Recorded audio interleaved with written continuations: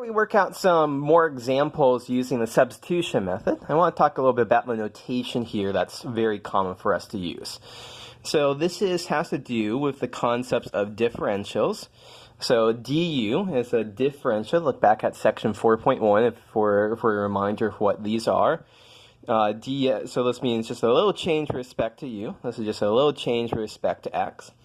And so a relationship that we can write between them is du is equal to du dx times dx. So it might look like we're kind of treating these as quantities here.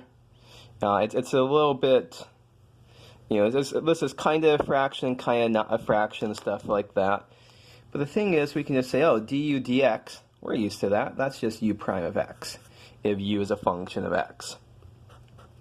So our relationship here is du is equal to u prime of x dx. So some examples is that if u is equal to x squared, we'd write du as 2x dx. Because what's du dx? It's 2x. So du is 2x dx.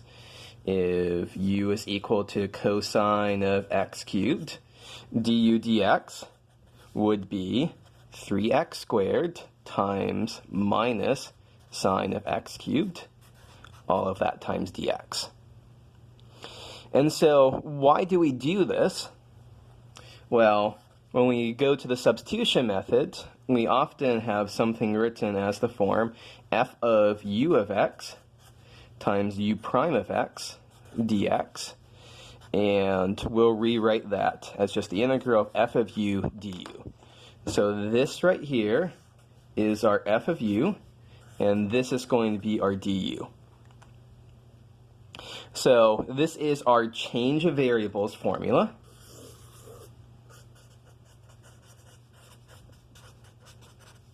And it's going to be how we do just about every problem in the section to evaluate integrals by substitution.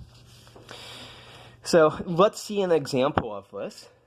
Suppose I ask you, what is the antiderivative of 3x squared times sine of x cubed dx?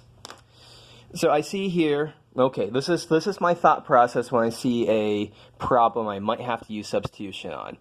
I know how to integrate sine of x, but, there's something nasty on the inside here. If this was sine of x, I'd be fine. This is sine of x cubed. I don't like that. So what this is going to suggest here is, well, let's call this nasty thing on the inside here, let's call that u. So u is equal to x cubed. So I make that decision. What is du? Du from before is du dx. The derivative of u respect to x is 3x squared times dx. And so, hey, look, 3x squared dx, this is going to be du. So, by our change of variables formula, this whole expression is sine of u times du. And hooray, now we are at a place where we can anti-differentiate sine of u. That's going to be minus cosine of u. Don't forget our plus c. Now we're almost done here for our answer. The catch is that what our answer right now is written in terms of u. Our original integral is written in terms of x. So we probably want our final answer written in terms of x. So let's make that replacement here back. Let's replace back u is equal to x cubed. So our final answer is the integral of 3x squared times sine of x cubed dx is minus cosine of x cubed plus c. And it's always a good idea to check our answer, that if we see here, well, if we take the derivative of minus cosine of x cubed, we get sine of x cubed times the derivative of what's on the inside, which is 3x squared, so everything checks out. So as a reminder, whenever we're doing these indefinite integrals, we should never be wrong. We should never be wrong because we can always check our answer. So this is a pretty straightforward example. One little twist, one very, very minor twist, is sometimes we'll have to adjust our factor du in a small way. So let's look at an example of this. So suppose I ask you to evaluate the integral of x times x squared plus 9 raised to the 5th dx. Okay, so there's a couple ways we could do this. We could expand out that multiplication, that we could do x squared plus 9 raised to the 5th power. We could expand that out, multiply it by x. It would work, but it would just be a mess. And so instead, well, what's the thing that's causing us this nastiness? We can do x to the 5th, but this is nasty because we've got some other function raised to the 5th. So this is suggestive that u is equal to x squared plus 9. So then what should du be? Du should be 2x dx. Now, what do we have here? We have an extra factor of x dx here. We don't have 2x dx. So we can't just instantly say this is du. What we want to do is let's divide both sides of our expression here by 2, both sides of this equation by 2, to get du over 2 is equal to x dx. And so now, that is du, and that is u to the 5th. So our integral is now the integral of u to the 5th du. And so when we evaluate this, when we integrate, we get, what did I forget here? That was du over 2. The whole point of this problem was to catch that dividing by 2 factor, so my apologies. So integrating 1/2 u to the 5th gives us 1/2 times 1 over 6 u to the 6th plus c. So, and once again, we're unsatisfied with our final answer left in terms of u. We should want it in terms of x. So it's going to be 1/12 times x squared plus 9 all raised to the 6th power plus our constant. Okay, let's do one more example of this type for more practice.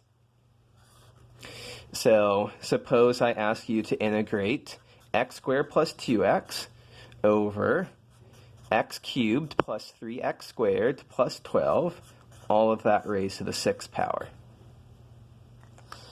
Okay, so this is looking rather nasty at first glance here. There's many, many things going on here. But a little spot here says that the derivative of this, x cubed plus 3x plus 12, 3x squared plus 12, looks something like x squared plus 2x. And let's confirm that. So we say u is x cubed plus 3x squared plus 12. Du will be 3x squared plus 6x plus 0. All of that times dx. And so this doesn't quite look like this, but we divide by 3 it will. So we do du divide by 3. We get x squared plus 2x. All of that times dx. So this is going to be du divided by 3. So when we make our replacements, we end up with 1/3 du, and then we have this is going to be u raised to the 6th, and that's downstairs, so it's really u raised to the minus 6th power. So we can integrate this. Integral of u to the minus 6 is u to the minus 5, and then we divide by minus 5. Don't forget the plus c.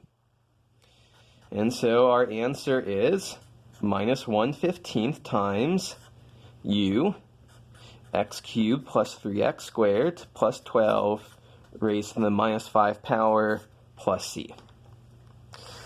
So these are our first examples for the substitution method. Let's just appreciate how great this is.